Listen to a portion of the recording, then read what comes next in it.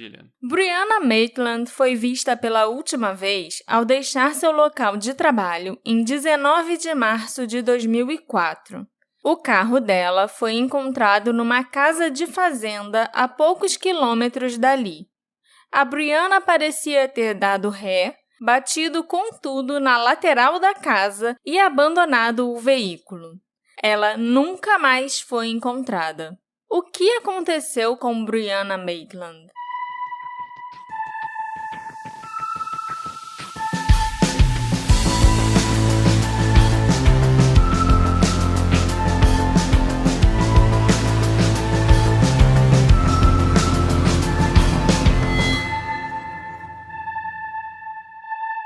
Olá, ouvintes queridos! Sejam muito bem-vindos a mais um episódio do Detetive do Sofá. Eu sou a Marcela, a host desse podcast, e hoje nós vamos falar de um caso bem esquisitinho. E acho que famoso também, né? Sim. Pelo que a gente deu uma olhada por aí. Uhum. O desaparecimento da Brianna Maitland, de 17 anos. A Brianna desapareceu a cerca de 1,5 km do local de trabalho dela. E o carro dela, um Oldsmobile verde 1985, foi encontrado batido numa casa de fazenda na estrada. Eu conversei com o Louis Berry, um dos investigadores particulares contratados pela família da Brianna. E, inclusive, vocês vão ouvir alguns trechos dessa conversa aqui ao longo do episódio. Pelo que o Louis me disse, tem muitas informações incorretas circulando por aí a respeito do desaparecimento da Brianna, Alexandre. Exatamente, Marcela. Eu tô empolgado com esse episódio, porque enquanto você falava com o detetive, eu tava na sala jogando videogame, com fone de ouvido, mas eu escutei a sua parte da ligação, e realmente parece que tem muitas informações sendo divulgadas por aí, requentadas, tem muito vídeo a respeito, eu não cheguei a checar podcast, mas tem muito vídeo a respeito falando as mesmas coisas. A impressão que me passou é que a sua conversa com o detetive foi boa para descobrir que informação que ainda vale, que dúvidas que são importantes ser esclarecidas, o que já foi esclarecido, mas a internet continua teorizando e querendo saber e apontando dedos para as pessoas que não tem nada a ver. Então eu tô ansioso para ver o que você descobriu com ele, né? Mas também, essa é a minha parte de lembrar todo mundo que esse podcast é feito graças ao apoio de pessoas maravilhosas que eu mando um beijo. Também conhecido como nossos apoiadores. Né? Acho que quando vocês estiverem ouvindo esse episódio, o nosso episódio exclusivo para apoiadores sobre a série do Netflix, Bem-vindos à Vizinhança, que é uma adaptação do nosso podcast. É uma adaptação do roteiro que eu escrevi. Caraca, hein? É uma adaptação do caso do The Watcher, né? Aquele cara que ficava mandando cartas anônimas pra família lá. A Netflix fez uma série. A gente assistiu porque tava com um hype absurdo a gente cobriu esse caso. Todos os nossos ouvintes conhecem essa história antes mesmo de sentar pra ver a série. Então a gente também tinha que ver a série. E eu tava muito curiosa. E ver como que era, o que a gente achou, e a gente acabou gravando um episódio aí nesse fim de semana com as nossas opiniões. Então, quem quiser ouvir, episódio exclusivo, é só apoiar a gente pelo Orelo ou estar no grupo dos apoiadores também, que tá lá. Então, Marcela, me conta agora a história da Brianna. A Brianna Maitland nasceu em 8 de outubro de 86, em Burlington, no estado do Vermont. Seus pais se chamam Bruce e Kelly Maitland, e ela também tem um irmão mais velho, chamado Waylon. A Brianna foi criada na fazenda de seus pais, em East Franklin, no Vermont, um lugar que é bem perto da fronteira canadense. Ela frequentou a Missisquoi Valley Union High School antes de se transferir para Enosburg Falls High School, nas proximidades, quando ela estava no segundo ano do ensino médio. Ah, Marcela, pra que você tá falando o nome das 2 escolas esquisitas dela, né? O que importa em quantas escolas ela estudou? E sofrendo pra pronunciar também. Mas importa sim, porque foi meio que uma virada na vida dela e no comportamento dela também, quando ela mudou de escola, no 2º ano do ensino médio. No aniversário de 17 anos da Brianna, em outubro de 2003, ela decidiu que queria se mudar da fazenda de seus pais. Sua mãe, Kelly, disse que não tinha acontecido nenhum tipo de estresse ou problema em casa, mas que a filha queria mais independência e queria morar mais perto do seu grupo de amigos que vivia na cidade. Foi aí que a Brianna mudou para a escola de Enosburg Falls, que ficava mais perto de onde ela estava morando, e era a escola que a maioria dos novos amigos da Brianna frequentava. Aparentemente, os arranjos de moradia que ela tinha feito eram bem instáveis, e ela ficou a maior parte do tempo entrando e saindo da casa dos amigos e do namorado. Ela morava um pouquinho com um, aí morava um pouquinho com outra pessoa, tipo couchsurfing, né? Como os americanos dizem. Fica morando no sofá de um amigo num dia? Isso. No final de fevereiro de 2004, a Brianna acabou resolvendo parar de estudar. Ela largou a escola e foi morar com uma amiga de infância chamada Gillian Stout, em Sheldon, também no estado do Vermont. Ela começou a trabalhar como hostess numa pousada, que também tinha um restaurante que servia café da manhã, e como lavadora de pratos num restaurante em Montgomery, a uns 30 quilômetros da casa da Gillian, onde ela estava morando, porque a Brianna precisava de dinheiro para se manter, claro, já que ela tinha resolvido sair da casa dos pais. No pouco tempo livre que ela tinha, a Brianna começou a fazer um supletivo para pelo menos ter um diploma de conclusão do ensino médio. 3 semanas antes do desaparecimento, a Brianna foi fisicamente atacada numa festa por uma amiga chamada Kelly Lacrosse. O motivo desse ataque nunca ficou muito claro, embora o pai da Brianna, o Bruce, mais tarde afirmasse que ele acreditava que a briga tivesse se originado por ciúmes. A Kelly estava saindo com um garoto e a Brianna teria passado muito tempo conversando com ele nessa festa. Um dos amigos da Brianna, que também estava na festa, afirmou que apesar dela saber jiu-jitsu e ter um treinamento em artes marciais, a Brianna não revidou e se recusou a bater na Kelly. Já a Kelly, por sua vez, atingiu a Brianna no rosto várias vezes enquanto ela estava sentada na caminhonete do ex-namorado esperando para ir embora da festa. Essa briga resultou em Brianna sofrendo um nariz quebrado e uma concussão, além de ter ficado com um olho roxo e alguns hematomas. Eita. Não sei nem se eu chamo de briga, né? Foi tipo um ataque, porque ela só apanhou, né? A Brianna, mais tarde, foi até a polícia e apresentou queixa contra a Kelly, a pedido de seus pais, que tinham visto fotos do rosto da filha e ficaram horrorizados sabendo do que tinha acontecido. Essa queixa foi posteriormente retirada, 3 semanas após o desaparecimento da Brianna, já que a vítima e a única interessada na história e na punição da Kelly já tinha desaparecido. Faz sentido, né? Se a vítima não vai estar lá para prestar depoimento e para testemunhar, para acompanhar o processo, ele vai acabar sumindo. E agora nós vamos falar exatamente do dia em que a Brianna desapareceu.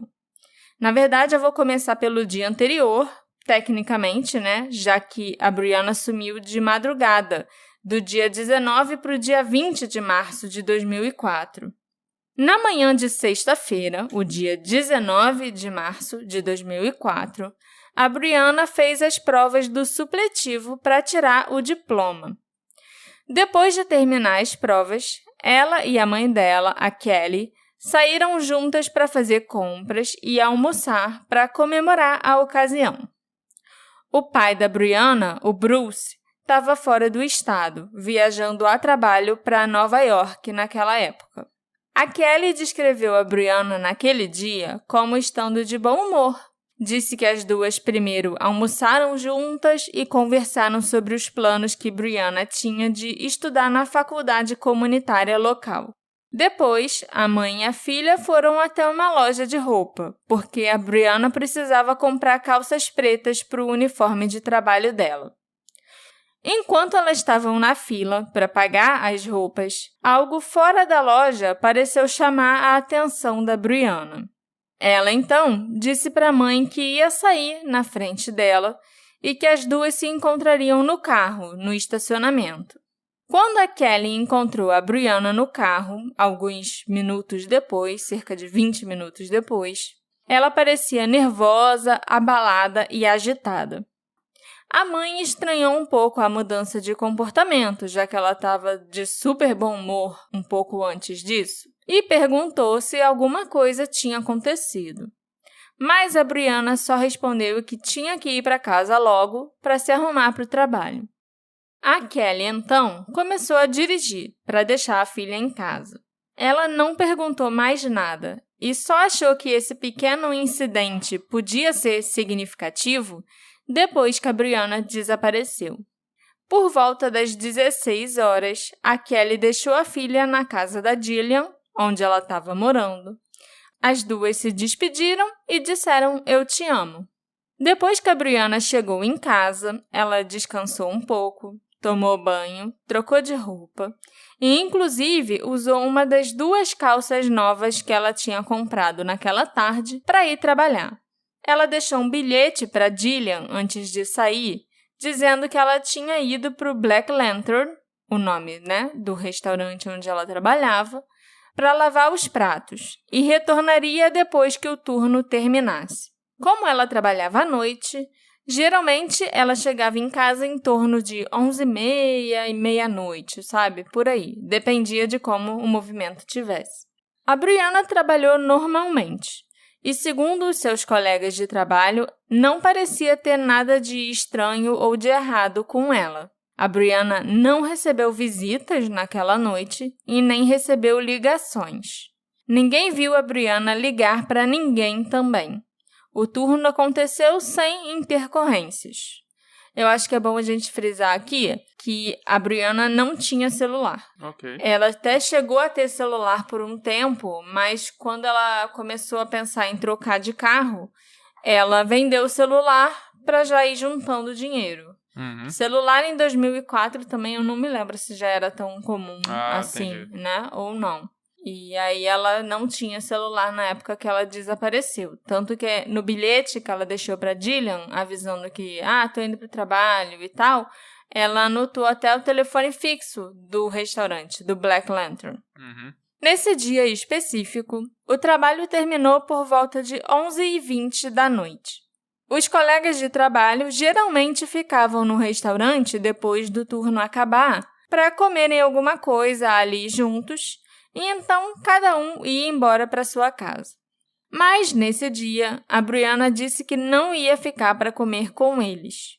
Ela afirmou que precisava chegar em casa cedo para dormir um pouco e se preparar para o turno de trabalho do dia seguinte, o de hostess na pousada. Ela, então, deixou o Black Lantern às 11h24 da noite. E os colegas de trabalho viram a Brianna entrar no Oldsmobile verde dela sozinha e ir embora. Essa foi a última vez que a Brianna Maitland foi vista. Cerca de meia hora ou 40 minutos depois da Brianna ter saído do trabalho, por volta de 00h05, já do dia 20 de março de 2004, uma testemunha que dirigia pela estrada 118 viu os faróis de um carro acesos ao passar em frente a uma casa de fazenda antiga da região, conhecida como Old Dutchburn. Essa testemunha disse posteriormente à polícia que chamou a atenção dele aquele sedã verde parado ali naquela casa, sem ninguém dentro e com as luzes acesas, porque o ângulo em que o carro estava parado era meio esquisito. Ele também disse que as portas do carro estavam abertas. Por volta de 00:30, uma segunda testemunha também relatou ter passado em frente à casa e ter visto o carro parado ali com o pisca-alerta ligado, piscando.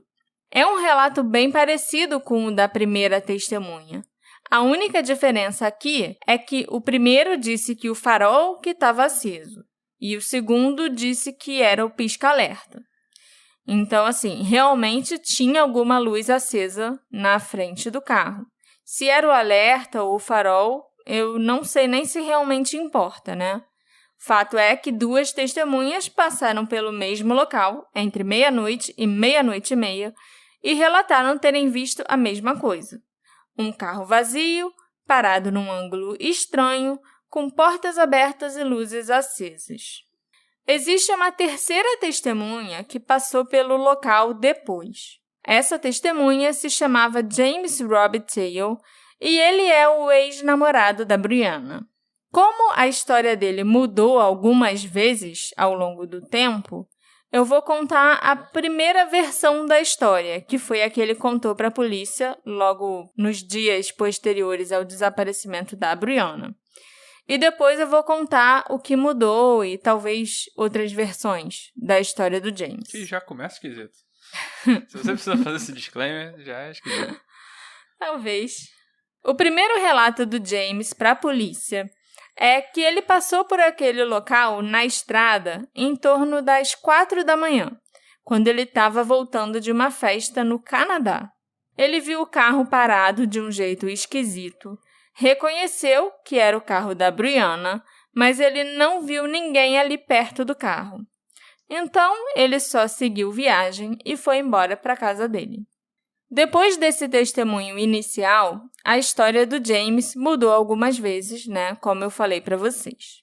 O horário variou entre 2:30 e 4:00. Também mudou o que ele estava fazendo naquela noite e de onde ele estava vindo, entre alguns outros detalhes. Mas o que se toma como verdade, ou pelo menos, né, como a versão oficial do testemunho dele hoje em dia, é que o James teria passado pelo local onde o carro da Brianna estava às 2:30. E ele não só reconheceu o carro dela, como ele também parou ali no local, procurou pela Brianna ou por alguma outra pessoa ali naquela área perto do carro, mas ele não viu ninguém. O James, então, entrou no carro da Brianna, desligou os faróis que estavam acesos para economizar bateria para ela, fechou as portas do carro, que estavam abertas, e depois foi embora. O James tinha bebido e usado drogas naquela noite, e ele estava com medo de se meter em encrenca com a polícia. Por isso, os relatos dele teriam variado. Essa é a versão aceita pela polícia e também pelo investigador particular, que seria a verdade sobre aquela noite. Parou 2:30, tava doidão, fechou as portas do carro, parou. Mexeu no carro, né, numa cena de crime, apesar dele não saber que aquilo era uma cena de crime. Então, de acordo com os relatos das testemunhas, a Brianna tem que ter desaparecido da fazenda da Old Dutchburn entre as 11:24, quando ela saiu do trabalho, e 2:30, que é o horário que a gente tem certeza que ela não estava mais no carro, nem próxima do carro. Por mais que as 2 primeiras testemunhas não tenham visto ninguém ali dentro do carro, estava escuro, era de noite, né? Os faróis do carro estavam acesos, então eu acho que seria difícil enxergar dentro do carro para ter certeza absoluta que não tinha ninguém lá, nem no banco de trás, nem nada assim. A Brianna só conseguiu chegar a cerca de 1,5 km do local de trabalho dela, depois que ela saiu do Black Lantern. No dia 20 de março, bem no início da manhã, quando o sol estava nascendo, um casal estava caminhando e se deparou com aquela cena. Um carro tinha entrado de ré numa casa de fazenda. Realmente é algo um pouco curioso de se ver. Então, o casal resolveu tirar fotos. E é graças a esse casal que nós, a polícia e a família da Brianna, temos registrado como estava o carro dela depois que a Brianna desapareceu. O casal também relatou que eles viram uns trocados, sabe, umas moedas assim, espalhados pelo chão do lado do motorista, além de uma garrafa de água e de um colar arrebentado. Depois de terem tirado as fotos, o casal seguiu caminhando e não pensou mais naquela cena por alguns dias. Foi só na parte da tarde, em torno de 1h22, que a polícia recebeu uma ligação avisando que tinha um carro que parecia ter batido naquela casa, na Old Dutchburn. Era uma casa bem famosa, assim, na região, sabe? Conhecida por aquele nome. Era, tipo, um ponto de referência até na estrada. Quando o policial estadual chegou ao local, ele encontrou um Oldsmobile verde 1985 que tinha colidido com a casa deserta num ângulo bem estranho. O para-choque traseiro do carro tinha ficado preso na fundação da casa, fazendo com que os pneus traseiros ficassem elevados. Não havia nenhuma indicação de que o carro tivesse saído da estrada de maneira descontrolada, derrapado ou algo assim. Na verdade, o carro havia sofrido apenas pequenos danos e ainda podia ser dirigido, se tirassem ele ali, da fundação da casa, claro. O policial não encontrou ninguém dentro do veículo. Então, ele procurou no interior da casa abandonada por algum sinal do motorista, mas também não encontrou ninguém. Fora do carro, o policial encontrou uma jaqueta de lã, que mais tarde foi determinado que não pertencia a Brianna.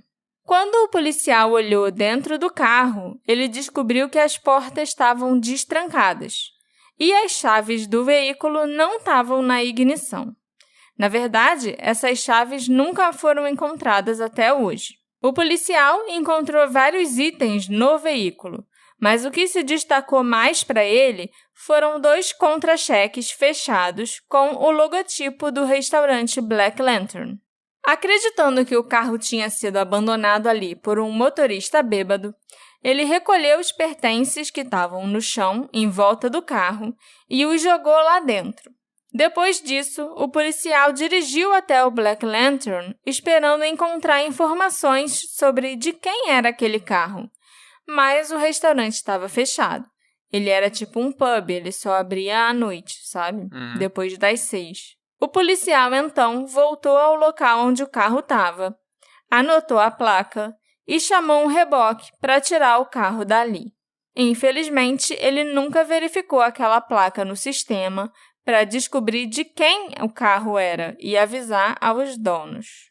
Me surpreende que ele não tivesse feito isso, já que a cidade era tão pequena, né? No Rio de Janeiro, ninguém faz isso mesmo. Inclusive, se o seu carro for rebocado, é problema seu e você que tem que ir lá, entrar no site, ligar para um monte de lugar para descobrir aonde está seu carro. Eu sou a primeira coisa que mete pau na polícia. Faz merda pra caralho, mesmo. Mas teve uma vez que eu fui assaltado. Eu ia falar, fui assassinado. Teve uma vez que Ainda bem que não. Que eu fui assaltado e levaram o carro da minha mãe.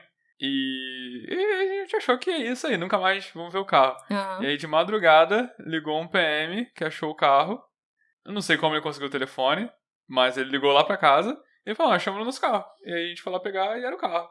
Então, toma essa aí. Polícia do Rio de Janeiro. Sim, mas acho que é um pouco diferente, né? Ele encontrou um carro roubado. Quando você estaciona num local proibido, por exemplo, e o reboque leva teu carro, ninguém vai te ligar pra dizer, seu carro tá aqui no pátio, foi rebocado. Mas assim, foi sobre circunstâncias esquisitas, né? Tipo, o carro tava destrancado, tinha contra-cheque, sabe?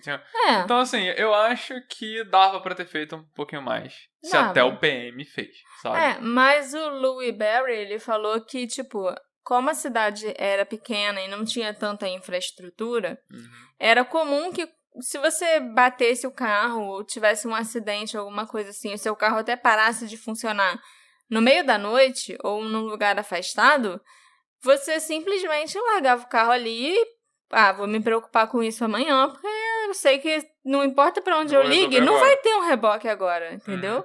E aí no dia seguinte que a pessoa voltava lá, ou então que a polícia levava o carro, alguma coisa assim. Entendi. Não era um costume os carros ficarem Por aí. esperando o dono voltar, entendeu? Ok.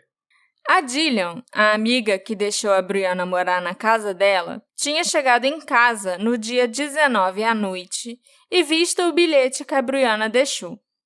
Mas ela não ia passar o final de semana em casa. Ela foi para a casa da mãe, A Jillian, né? a Jillian. Então, ela leu o bilhete, arrumou as coisas dela e saiu. E o bilhete continuou no lugar. Foi só no dia 23 de março, já 4 dias depois, que a Jillian voltou para casa.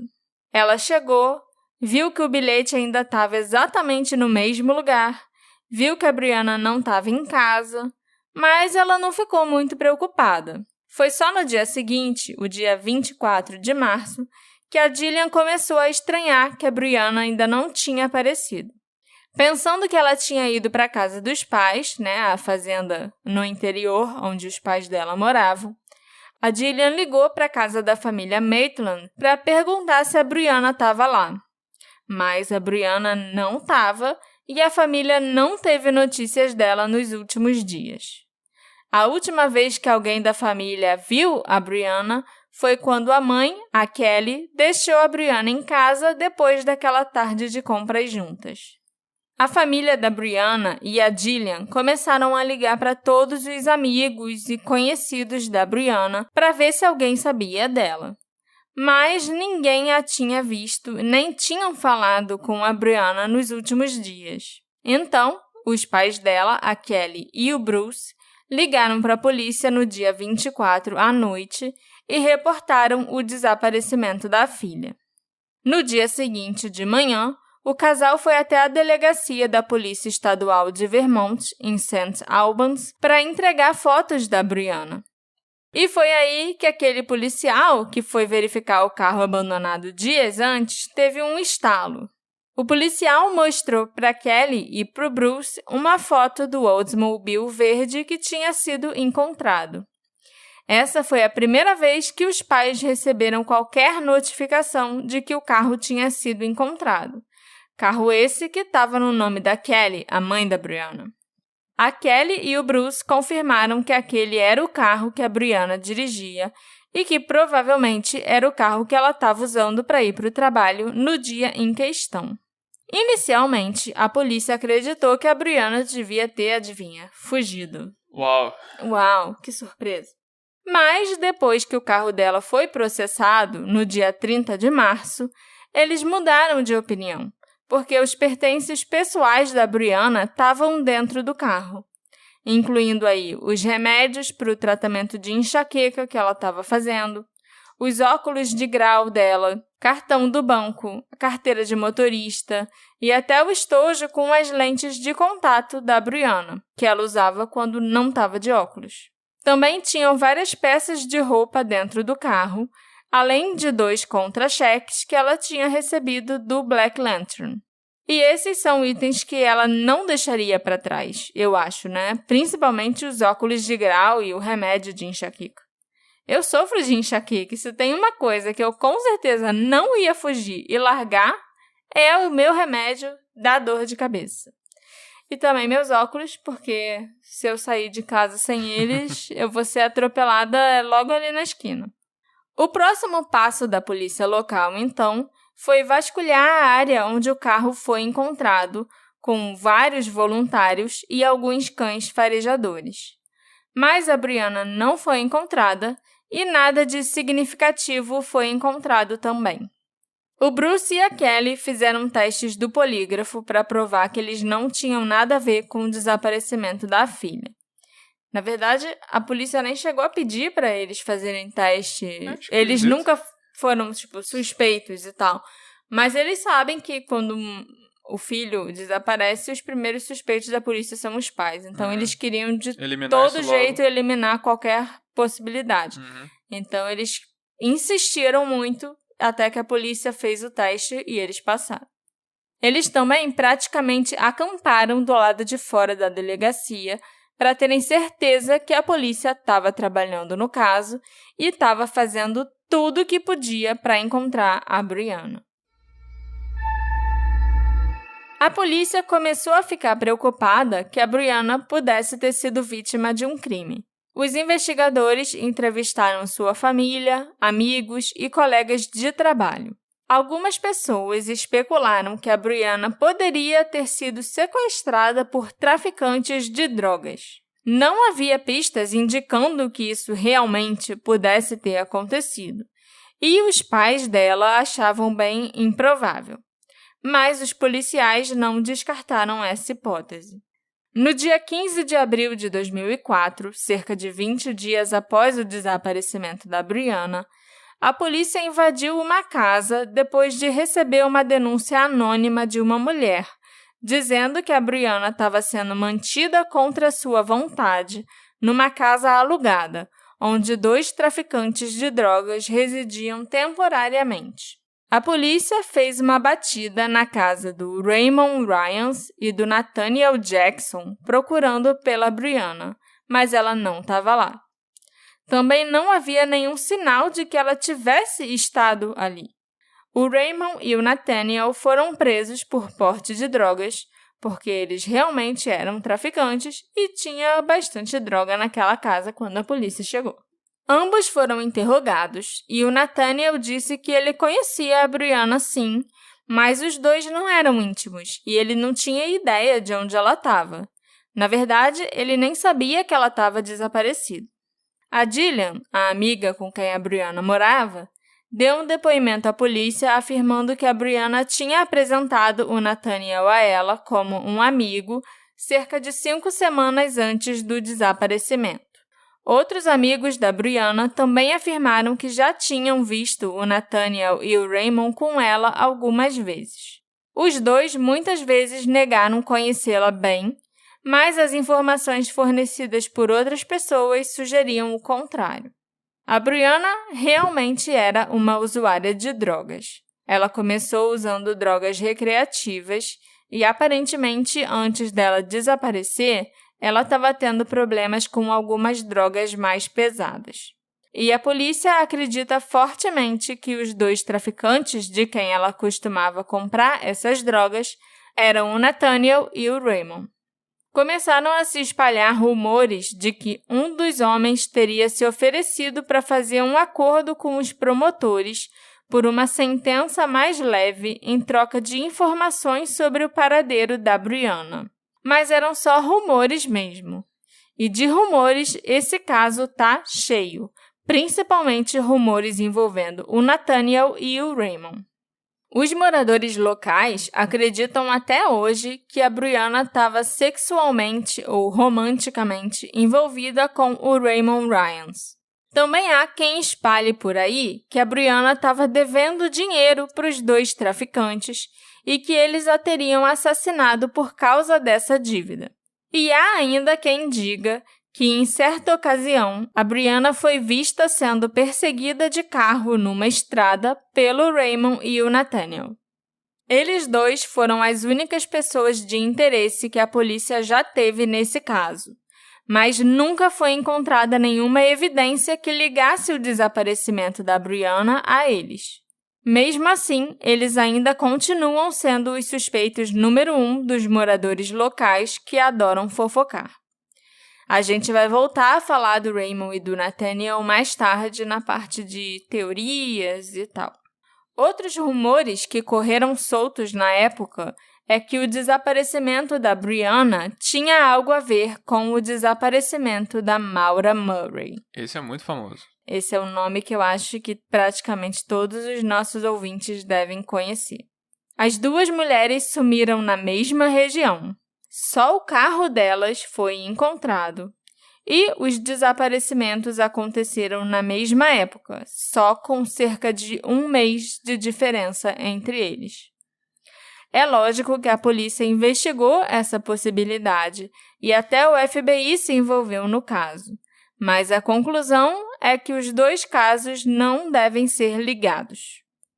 Nos meses seguintes ao desaparecimento da Brianna, houve várias ocasiões em que a Kelly e o Bruce Maitland pensaram que o seu pesadelo ia chegar ao fim. No início, eles recebiam muitas ligações relatando possíveis avistamentos da Brianna ou possíveis pistas do que teria acontecido com ela. Houve uma vez em que alguém ligou para a polícia e relatou ter visto a Brianna se apresentando num clube de striptease em Boston. Os pais da Brianna chegaram a viajar para lá e procurar o tal clube de strip para ver se era realmente a filha deles que estava ali. Eles encontraram o clube e mostraram a foto da Brianna para várias pessoas, até que uma garota disse que conhecia ela sim, e que ela estava trabalhando num clube do outro lado da rua. Nesse outro clube, eles encontraram uma stripper que realmente se parecia muito com a Brianna, mas infelizmente não era ela. Caraca. Alguns meses depois, uma outra pista quente parecia ter chegado. Dessa vez, a polícia tinha encontrado um saco de lixo no campo perto de Montgomery, onde ficava o Black Lantern, né? Onde o carro dela foi encontrado também, era nesse condado de Montgomery. A Kelly e o Bruce foram informados pela polícia de que naquele saco de lixo havia um corpo, haviam restos humanos. Claro que esse não seria o final desejado pelo casal Maitland, mas pelo menos eles iam saber o que aconteceu com a filha deles. Infelizmente, vários testes foram feitos pela perícia e pelos policiais de Vermont, e os testes determinaram que aquilo era só uma carcaça de porco. Caraca. Eles fizeram o casal sofrer achando que tinham encontrado os restos mortais da filha deles à toa. Em 26 de outubro de 2007, uma calça jeans foi encontrada a 11 quilômetros do local onde o carro da Brianna foi abandonado. A calça tinha sido largada no meio de uma floresta e parecia estar lá há muito tempo. A mãe da Brianna não soube dizer se aquela realmente era uma calça da filha dela, mas era sim de uma marca que a Brianna costumava usar. A polícia mandou a calça para um laboratório para que tentassem extrair algum DNA e também mandou unidades irem fazer buscas no local onde a calça foi encontrada. Só que nada mais foi descoberto. E os testes feitos na calça também não deram em nada. Em 19 de janeiro de 2008, um homem de Montgomery procurou a polícia local. Ele tinha acabado de voltar de uma viagem para Atlantic City e afirmou que tinha visto uma mulher muito parecida com a Brianna num cassino. Como o homem era local, ele sabia do desaparecimento da Brianna e já tinha visto diversas fotos dela em panfletos e matérias. Ele não alertou as autoridades de Atlantic City. Ele preferiu voltar para Vermont e alertar as autoridades que estavam, de fato, investigando o desaparecimento dela. O cassino forneceu uma fita de vídeo contendo a filmagem das câmeras de segurança onde a mulher aparecia. Essas imagens foram analisadas pelos investigadores de Vermont e pelos pais da Brianna, que inicialmente acreditaram que aquela podia ser a filha deles sim, baseados não só na semelhança física, mas também nos movimentos, sabe? No jeito da mulher. Uhum. O Bruce e a Kelly Maitland viajaram para Atlantic City para ver as imagens originais, mas eles continuavam sem ter certeza absoluta se aquela era a filha deles ou não. A qualidade das imagens não era boa, era meio granulada e a resolução era baixa. E esse cassino em questão não possuía um software de reconhecimento facial, que permite que os operadores de câmera capturem imagens estáticas do rosto das pessoas e compare digitalmente com os de milhares de fotos contidas nos bancos de dados policiais. Isso é muito comum nos cassinos de Vegas e até nos cassinos de Atlantic City hoje em dia, né? É isso que eu tava pensando. Que cassino é esse que tem uma câmera granulada, né? Não, isso foi em 2008. As câmeras de segurança ainda não eram tão boas assim, entendeu? Mas é cassino, né? Eles querem Geralmente eles se preocupam em ter tecnologia de ponta nessa... Os cassinos de Vegas, acho que sim, mas os cassinos de Atlantic City são mais caídos. Ok. Pelo menos é o que eu já ouvi falar. Em março de 2016, a polícia de Vermont mandou os itens que estavam no carro, ou ali perto do carro da Brianna, serem examinados novamente. Dessa vez, os investigadores conseguiram recuperar amostras de DNA. E no final de setembro de 2020, o laboratório Othram ofereceu seus serviços para analisar essas amostras. E essa é a última atualização pública que nós temos sobre o caso da Brianna.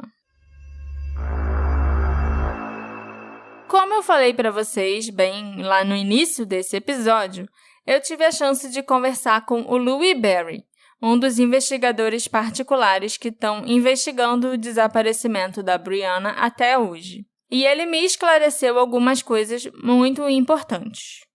Eu vou inserir algumas partes da conversa aqui para vocês, mas nós passamos mais de 2 horas conversando. Só que em algum momento, depois de cerca de 40 minutos de conversa, a gravação deu pau. Até agora, eu e o Alexandre estamos sem entender o que aconteceu. Porque o início tá ótimo, sabe? Tá fluindo perfeitamente. Dá pra entender bem, o cara fala inglês bem claro. É. Mas depois o áudio ficou todo corrido, embolado, sei lá o que aconteceu. Tá pior do que Alvin e os Esquilos. Minha teoria é que o notebook que você tá usando pra conversar e gravar não aguentou o tranco. E aí quando a ligação caiu, porque o Zoom só deixava falar 40 minutos... Passei uma vergonhinha básica. Aí quando teve que ligar de novo pro cara, eu acho que ele não aguentou e ficou ruim e na hora de gravar ficou prejudicado. Provavelmente. E é isso aí, só metade da ligação tá gravada.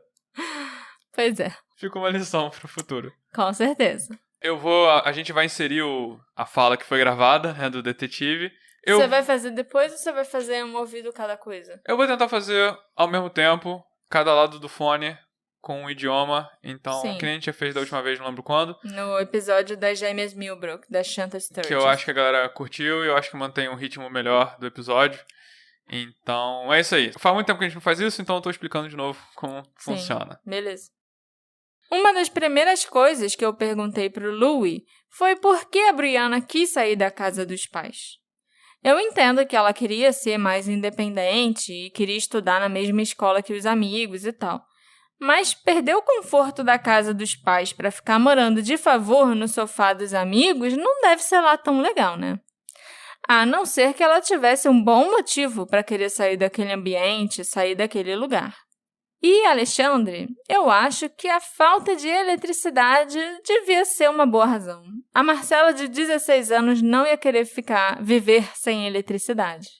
And why did Brianna decide to move out of her parents' farm? Why did she decide to live with Gillian? Bem, a fazenda ficava bem ao norte de Vermont, bem perto da fronteira com o Canadá. Eles não tinham eletricidade no local, dependiam de um gerador. Ela tinha 17 anos, ela estava se sentindo um pouco independente. Então ela se mudou, ela realmente foi se mudar com um namorado por um tempo. Então eles terminaram. O que eles chamam de surfar no sofá, né? E ela acabou na casa da Gillian. Faz sentido, porque eu lembro quando a gente viu um vídeo e a menina falava, ela saiu de casa. E não se sabe muito bem o motivo que ela saiu de casa, como se fosse um mistério. Um grande mistério. Por que ela saiu de casa nessa idade? E parece ter sido uma coisa meio banal, né? E ela saiu, na verdade, pra morar com o namorado, né? O objetivo dela não era definitivamente ficar de sofá em sofá por aí. Então, assim, morar com um namorado numa casa com eletricidade e provavelmente privacidade era melhor na cabeça de uma adolescente de 17 anos. O único problema é que eu não sei se a Brianna tinha um plano B caso o namoro terminasse, que foi o que aconteceu. Ela era muito orgulhosa e os pais dela não concordaram totalmente com essa história dela ter saído de casa, sabe? Ela não quis dar o braço a torcer e voltar para casa depois que o namoro terminou. Então ela ficava pulando de sofá em sofá, até ela ir morar na casa da Gillian, onde ela estava há cerca de 3 semanas. Só 3 semanas. Eu também entendi melhor como era a Brianna e como era a vida dela. Ela tinha 2 grupos de amigos distintos, das 2 escolas diferentes, né? A escola onde ela tinha estudado até o 1º ano do ensino médio e a escola onde ela foi estudar depois que ela saiu da casa dos pais. O primeiro grupo de amigos eram o que eu chamaria de os amigos mais antigos e mais leais que a Brianna tinha. Já o segundo grupo de amigos era mais um grupo para ir para balada, sabe? Para usar droga, para fazer besteira juntos. Quando ela desapareceu, ela tinha se afastado um pouco do primeiro grupo de amigos. E ela estava brigada com várias pessoas do segundo grupo de amigos depois daquele barraco lá de ter apanhado da Killy. A Brianna também tinha largado a escola, então assim, ela não estava mais em contato diário com o pessoal. A Gillian era uma amiga da Brianna do grupo de amigos mais antigo dela. Então, assim, eu acho até que... Quando ela precisou, foi logo uma das pessoas de quem ela tinha se afastado que ela conseguiu ajuda, né? Os pais da Brianna também não aprovavam esses novos amigos com quem ela tinha passado a andar, o segundo grupo de amigos da escola nova. Então, talvez esse fosse até um outro motivo para ela não ter voltado para casa depois do término. Não só os amigos, mas também os novos hábitos que a Brianna tinha adquirido depois de ter saído da casa deles, como fumar cigarros e até usar drogas, principalmente drogas mais pesadas. Inclusive, essa provavelmente é a explicação mais provável para o comportamento agitado e nervoso da Brianna quando ela saiu da loja, quando estava fazendo compras com a mãe. E isso também é muita fonte de especulação por aí. Quem encontrou? O que aconteceu nesse tempo, quando ela saiu da loja e encontrou a mãe depois? Ela encontrou alguém e ficou muito assustada. Pois é. Essa é uma boa questão. É bom você ter mencionado isso, porque tem muita desinformação sobre esse caso. E esse assunto particular tem sido objeto de muita especulação. Na realidade, tudo que sabemos é que ela estava na loja e ela saiu da loja. E depois que a mãe disse que ela estava agitada. De acordo com o pai, a Brianna fumava cigarro e a mãe não aprovava que ela fumasse. Ela esteve com a mãe manhã toda. Então, não há absolutamente nenhuma evidência de que ela tenha visto alguém ou falado com alguém. A gente sabe que ela saiu da loja e seu pai acha que ela provavelmente saiu para fumar um cigarro. Quanto a ser agitada, ela era agitada muitas vezes com a mãe. Ela era uma garota de 17 anos. E ela tá atrasada, ela tinha que trabalhar, elas estavam fazendo compras e ela tinha que ir para casa. Ela tinha que se trocar, ela tinha que dirigir mais uns 30 ou 20 minutos para o trabalho. Então, não é estranho ela ficar agitada. Agora, eu já ouvi de tudo, que ela encontrou alguém, que ela foi ameaçada, até citam nomes, mas é tudo especulação. Não há nenhuma evidência para apoiar isso. Então, eu aprecio a oportunidade de esclarecer as coisas, por assim dizer. Então, assim, de acordo com o que o pai da Brianna acredita e o Louis, os investigadores também particulares acreditam, o motivo era muito mais banal do que a gente imagina. Ela só estava, louca pra fumar um cigarro, ela já tinha passado quase o dia todo com a mãe. Tava ali dentro da loja, achou um momentozinho pra sair e fumar. Talvez tinha que acabar com aquele programa lá rápido pra se arrumar e ir pro trabalho. E aí continuou também ali preocupada, sei lá.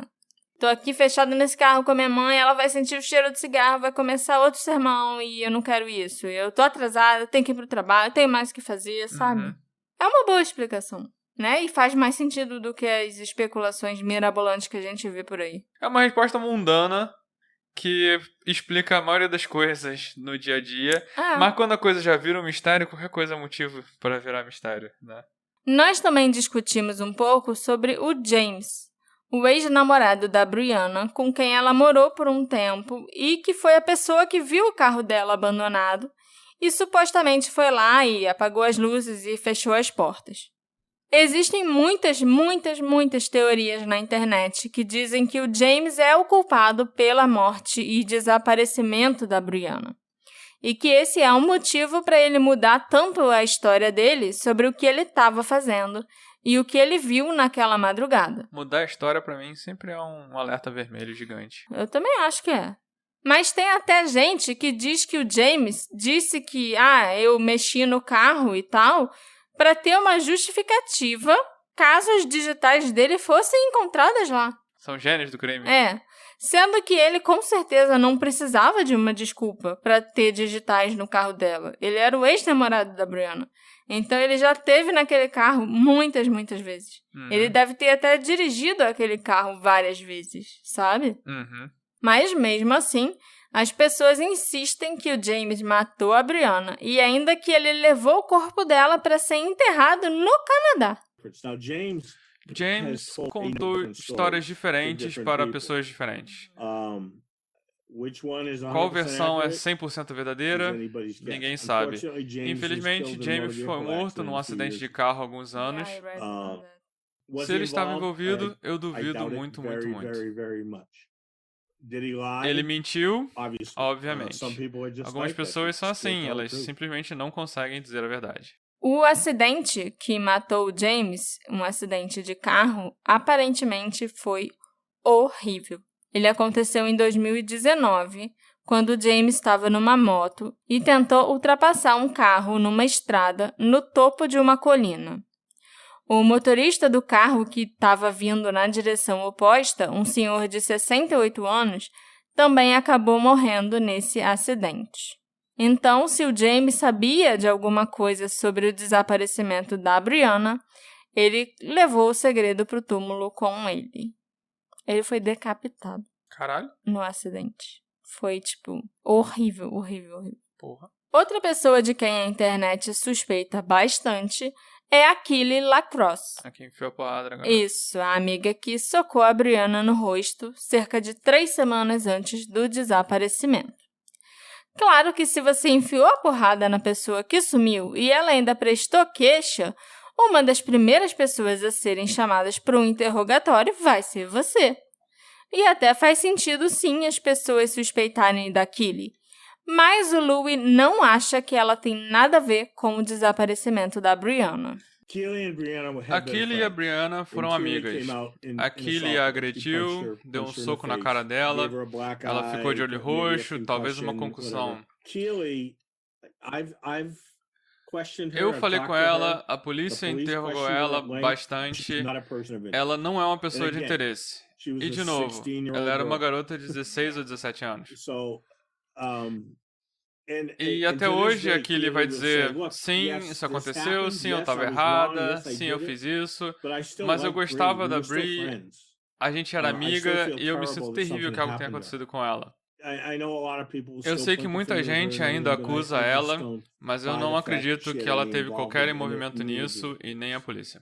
Talvez a Kelly tenha um álibi para a noite em que a Brianna sumiu.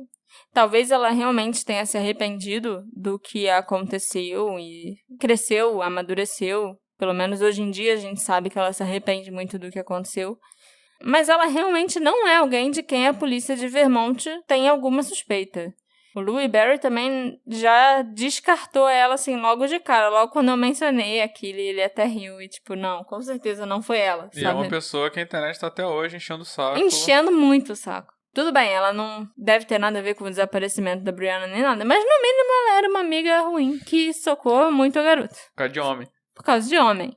Isso não se faz. Nunca briguem com suas amigas por causa de homem. Não vale a pena.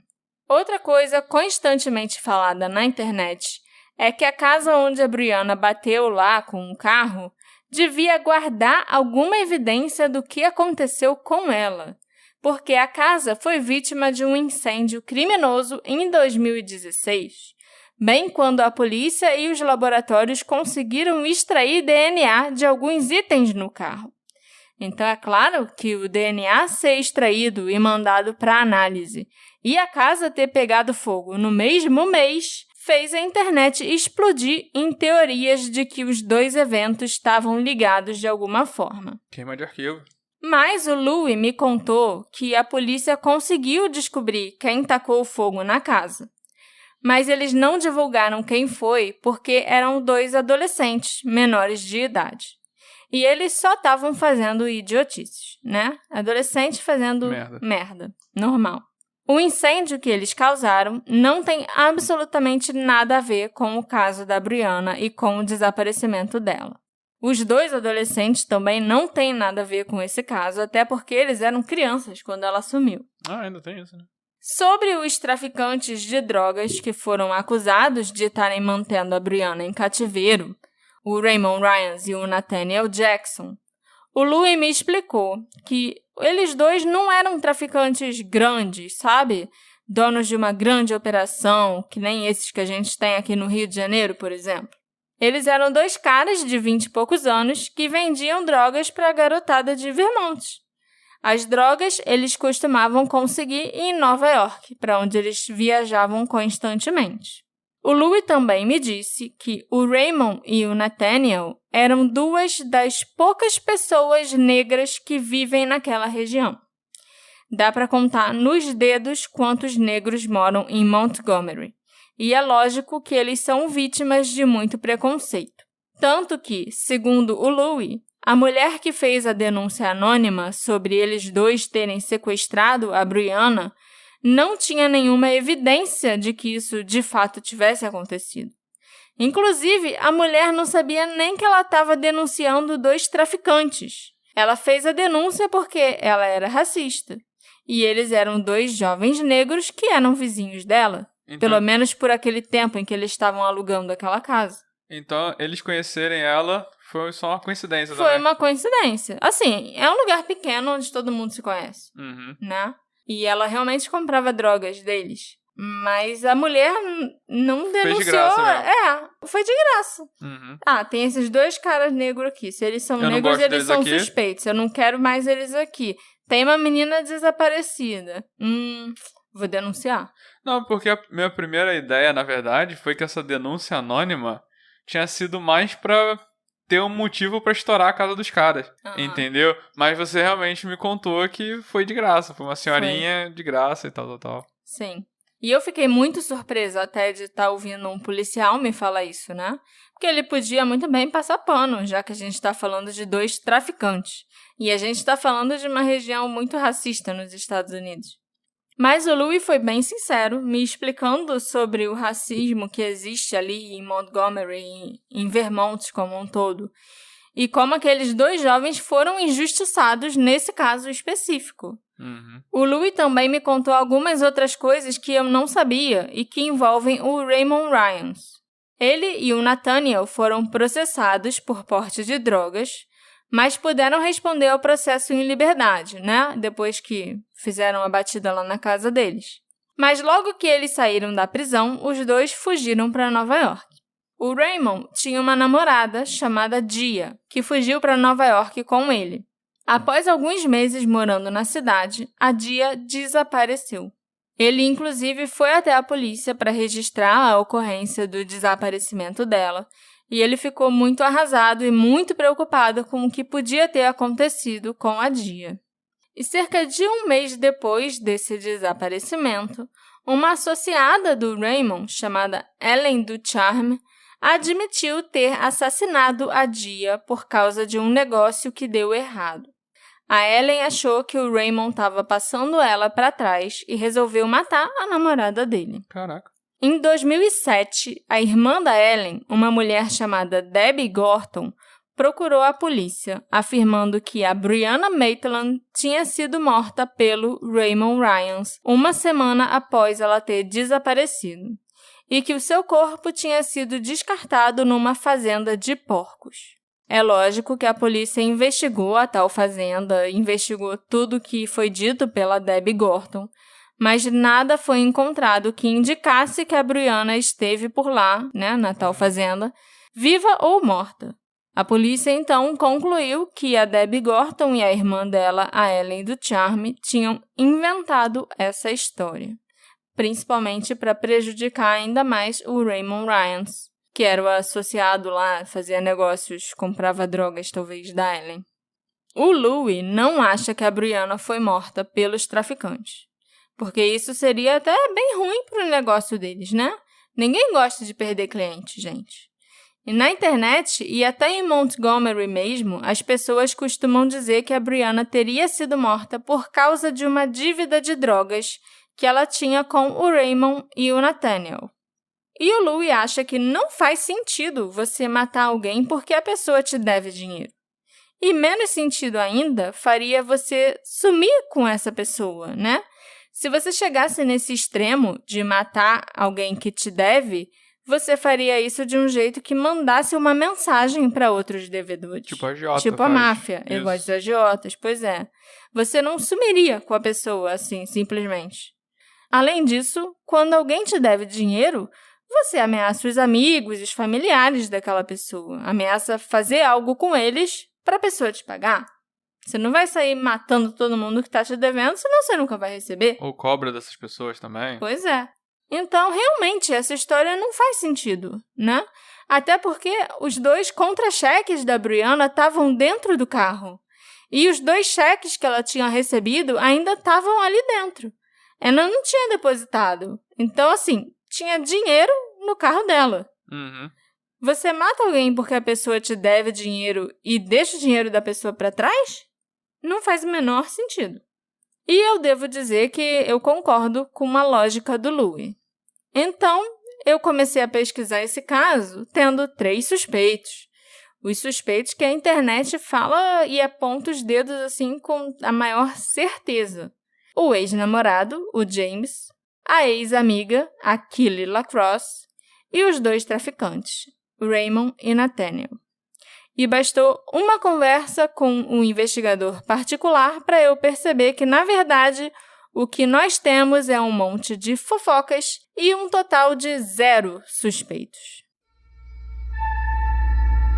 O Louis Barry acredita que a Brianna voluntariamente foi até a casa na beira da estrada, a Old Dutchburn, para encontrar alguém por ali. Quando a pessoa chegou, aconteceu algum tipo de confronto. A Brianna tentou fugir e acabou dando ré sem querer e entrando na casa. Ela não conseguia mais dirigir porque as rodas traseiras tinham levantado e o para-choque estava preso na fundação da casa. Então, a Brianna saiu do carro e tentou correr, deixando as portas abertas e os faróis acesos. Ou então, ela foi retirada à força de dentro do próprio carro e foi levada dali pela pessoa que ela marcou de encontrar. Com certeza, essa outra pessoa também estava de carro, porque de algum jeito escapou dali levando a Brianna. E muito provavelmente, a pessoa não estava sozinha. A Brianna lutava jiu-jitsu e outras artes marciais. Ela não ia ser levada fácil. E eu acho que ela daria muito trabalho para uma pessoa só. A gente sabe que houve sim algum tipo de confronto, porque o cordão da Brianna foi encontrado arrebentado perto do carro. Isso indica uma luta, alguma... Alguém agarrou alguém, puxou alguém? Pois é. A questão que fica é, quem fez isso com a Brianna e por quê? Em 2022, saíram os resultados daqueles testes de DNA, né? O DNA que eu comentei que foi extraído em 2016.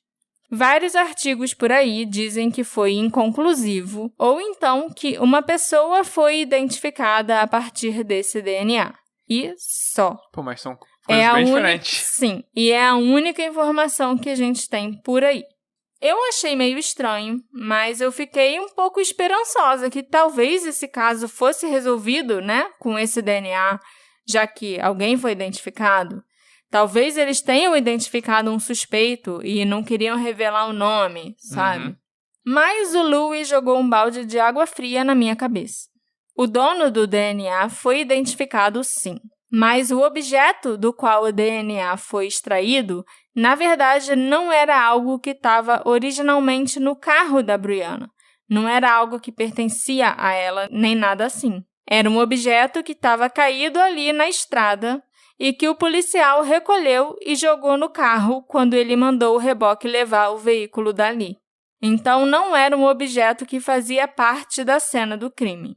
É claro que o dono ou a dona desse DNA não foi publicamente identificado, porque, na verdade, ele ou ela não tem nenhuma relação com o desaparecimento. Inclusive, essa pessoa nem estava na cidade no dia que a Brianna sumiu. Foi só uma coincidência infeliz que o policial tivesse pego vários itens aleatórios jogados ali na estrada e enfiado no carro da Brianna, e que exatamente um desses itens tivesse sido logo que conseguiram tirar o DNA. E pelo que eu vi, é meio que os vídeos terminam sempre com acharam DNA, vamos ver o que tem por aí. Pois é. Entendeu? Sim. Como se fosse aquela esperança que tá faltando. Mas não, esse DNA Tem nada a ver e meio que voltamos para a estaca zero. Foi isso que o Louis me falou. No fim das contas, pelo menos uma coisa boa saiu de tudo isso, do desaparecimento da Brianna. O pai dela, o Bruce Maitland, fundou uma organização sem fins lucrativos que ajuda as famílias de pessoas desaparecidas a contratarem investigadores particulares. Essa organização se chama Private Investigators for the Missing, investigadores particulares para os desaparecidos. E ela foi criada usando o dinheiro que era oferecido em recompensa por informações que levassem ao paradeiro da Brianna. Por muitos anos, a família ficou oferecendo uma recompensa muito alta, até em parceria com o NamUs e com o Charlie Project, com outras ONGs assim, de crianças menores, desaparecidos. Até que ele finalmente resolveu pegar esse dinheiro dessa recompensa que estava lá parado e fazer uma coisa boa com ele. Desde então, o pai pegou o dinheiro da recompensa que havia sido oferecida, o fundo de recompensa havia sido estabelecido e tinha uma data de vencimento. E quando a recompensa venceu, ele pegou esse dinheiro e iniciou uma ONG chamada Investigações Privadas para os Desaparecidos. E o objetivo da organização é fornecer investigadores particulares para famílias de pessoas desaparecidas que não podem contratar o investigador particular.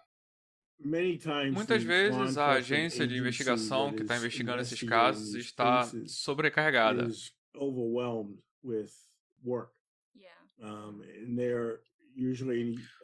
novos casos chegam e os mais antigos são deixados de lado, ficam para trás.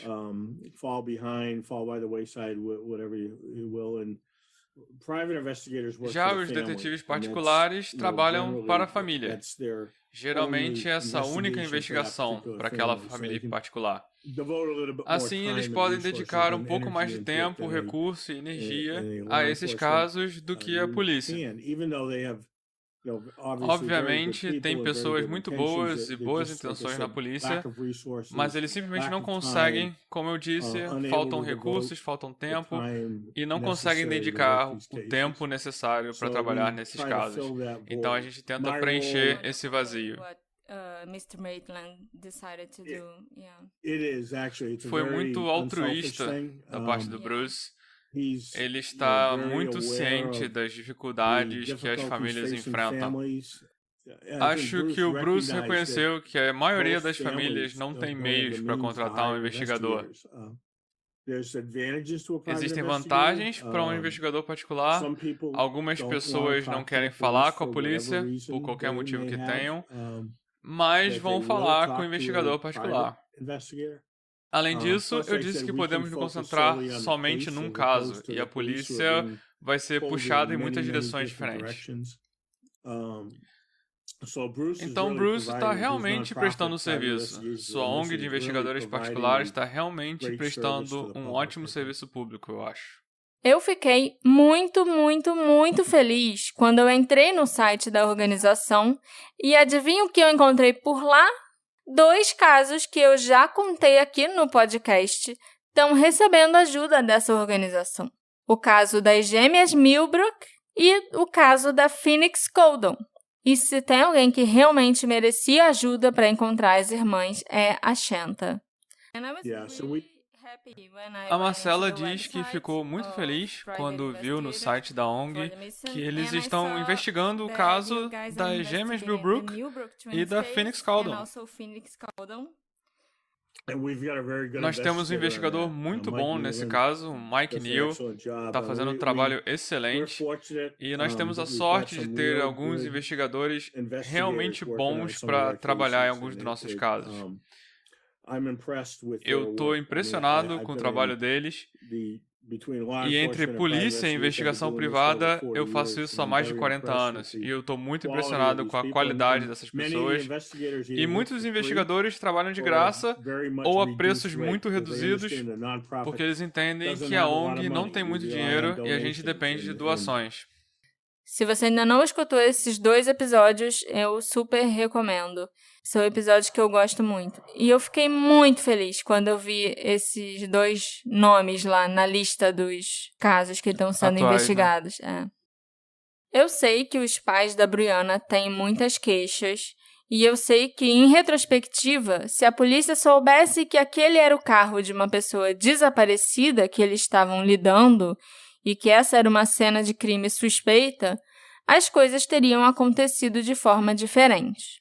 Mas, no fim das contas, eu acho que a polícia não fez um trabalho ruim nesse caso, né? Pelo menos em comparação com os outros que a gente já contou aqui. E eu acho que os investigadores particulares que a família da Brianna contratou também se esforçaram bastante, se esforçam até hoje. Então, eu não consigo entender como esse caso ainda não foi solucionado. E teve uma coincidência bem legal que eu ainda não contei para vocês.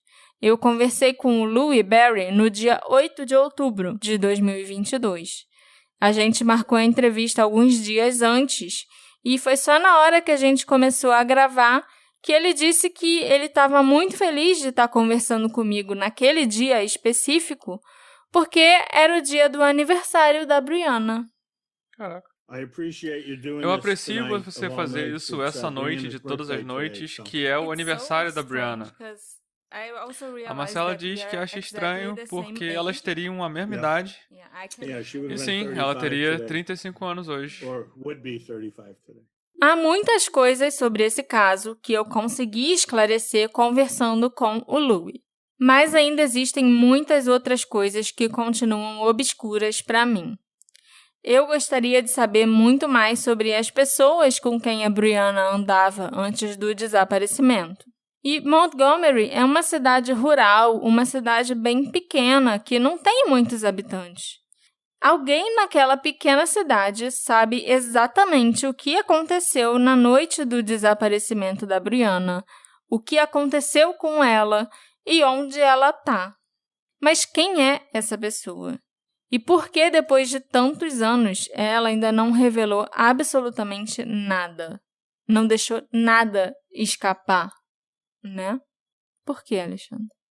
Não sei. Esse episódio foi feito com a colaboração do nosso querido apoiador Nelson Biagio Jr. Muito obrigada pelo seu apoio e seu carinho, Nelson. E eu agradeço de coração a todos vocês que apoiam o Detetive do Sofá. Sem vocês, eu não estaria aqui entrevistando até investigadores particulares para o meu podcast. Olha só. É bom, né? Se vocês quiserem ajudar, apoiar o podcast. Quem sabe pagar o Zoom Pro pra não ter que ficar... Eu aprendi uma lição dessa vez. O Zoom Pro é caro. Pô, é $15 por mês. $15 é muita coisa. Mas é aquilo, é um investimento. E eu não vou ficar com vergonha quando a ligação cair. Ter que ligar de novo pra pessoa e falar, então, foi mal aí. Mas aí você fica esse aviso pra vocês apoiarem a gente, né? Vocês já apoiavam pra Marcela arrumar crédito do Skype. E Sim. Agora, crédito de Skype é bem mais barato. Não sei porque isso rolou pelo Zoom, mas...